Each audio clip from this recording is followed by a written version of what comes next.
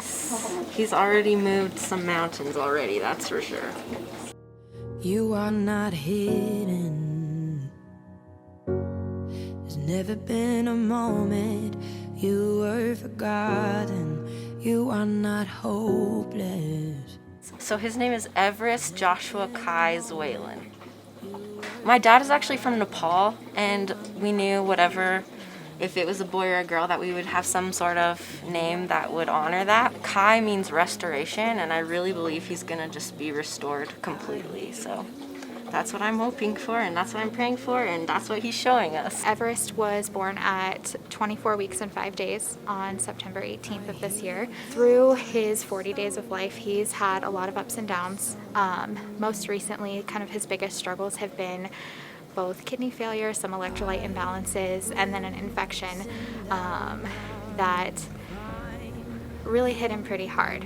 At that point, his kidneys were not working and filtering properly. They were holding on to the wrong electrolytes, letting go of the wrong ones. I felt like I was kind of like my body had failed me kind of thing, and I wasn't able to take care of him, which was like a lot of guilt to like deal with. Got super sick a few weeks back, and the doctors weren't sure he was gonna make it, and it was so hard to like get a call really early in the morning and say like, you need to come be with your baby. We don't know how long he has, and that was really difficult.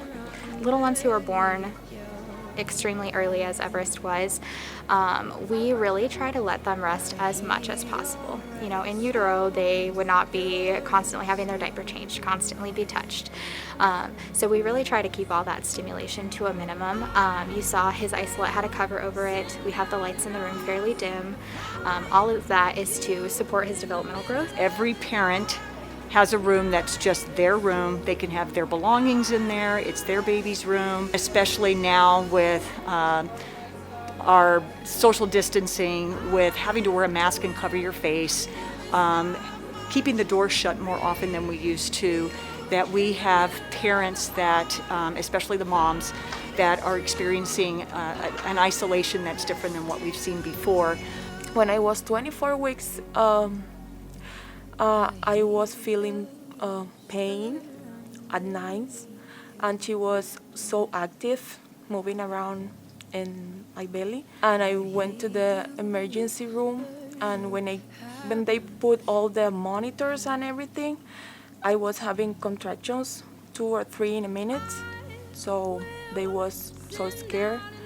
They gave me medicine to stop that, but they couldn't do it. So they bring me to here. And when we built this expanded part of our NICU a couple years ago, it was really important for us to have some dedicated places where parents could stay together, even during the mom's patient stay. So 2 to 3 days after a woman delivers, she's still a patient in a hospital.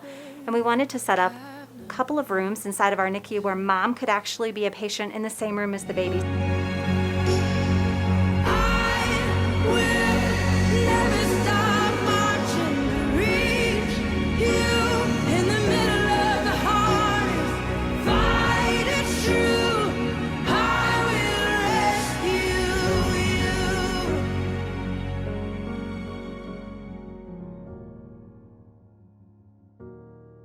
You are not hidden. This person made me. Yeah.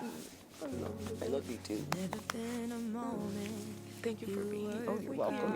You're welcome. You are not All the nurse here are my family. I have no help here, just my husband. He sometime in this time was working, so I feel that my family is here in this hospital. She takes care of me. She has brought me Cuban chicken noodle soup before. Yeah. And she's given me Cuban coffee, which about gave me a heart attack, but she brings me Cuban coffee too. This is the size 1, and this is the size 4. So you can see that Kylie has grown quite a bit during this time. So she's actually up to 7 pounds 11 ounces. So gone from 2 pounds to 7 pounds 11 ounces, which, if you think about it, 7'11" is a term-sized baby, and she is now 3 weeks past her due date. So that's what you would take a baby home at that size. So now we just have to remind Kylie that she's got to finish figuring out all the things she needs to do to go home. So the history between St. Francis and Newborn Hope goes back for decades. I've been here for the last 14 years, and I've just been so amazed and impressed with all the resources that Newborn Hope's been able to give, not just our facility, our families, everybody who has a baby here. They donated a preterm simulation doll so that we can help our staff train on a 28 to 32 week gestation age baby, and they can practice skills on that baby. We call her Baby Hope, affectionately. Our team here at St. Francis has a wonderful partnership with Newborn Hope, and we've had an amazing ability to partner with them and provide resources for our NICU and for our community. One of the great things that Newborn Hope has been able to provide our NICU with was bilirubin blankets for our moms and our babies, and those blankets helped us provide phototherapy for newborn jaundice and increase our maternal infant ability to bond, for moms to hold their babies while they were on the phototherapy treatment and to breastfeed, and just facilitate all the things that are good for the baby while providing a medical therapy. We have a new grant that Newborn Hope is helping us with that's for preterm families who have special needs and long-term needs with those little babies that they're going to have to take home. I will send out